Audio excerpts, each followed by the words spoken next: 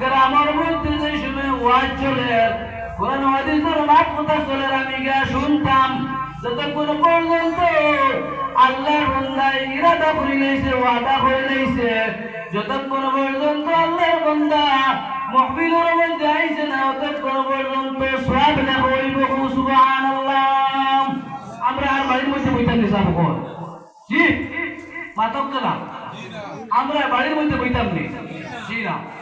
যে সময় আল্লাহর বান্দা একটা ঘটনা দেখাই দেয়, আল্লাহর বান্দা যে সময় গুনার খাবরের মধ্যে লিপ্ত হইত, গুনার খাবর মধ্যে ইরাদা করছে, বলে আজকে ও সাদা রাশিদ আব্দুল সালামে কি কাজ করছেন, কিরা ফলাইছেন নতুবা ফরাস ফলাইছেন।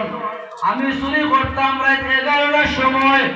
আল্লাহর বান্দা যে সময় ইরাদা করবো রে বাপ ভাই লক্ষ্য রাখো, আল্লাহর বান্দা যে সময় ইরাদা করার পরে বাম কান্দের ফেরেশতায় লেখা আরম্ভ লাগাইবা, ওই সময় ডাইন কান্দের ফেরেশতায় উঠে কইবে, ও মালাইকা তুমি এখন লেখিও না।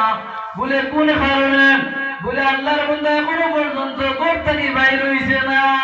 বুঝবাই তোরা দিমাগ ওই সময় ডাইন কান্দের ফেরেশতায় উঠে কইবা, বলে আল্লাহর বান্দা নেক কেমন ইরাদা লইছিল, কদমে কদমে সব লেগিছ, আল্লাহর বান্দা গুনার কাবর ইরাদা লইছিল, কোন কারণে লিখতে দিলে না।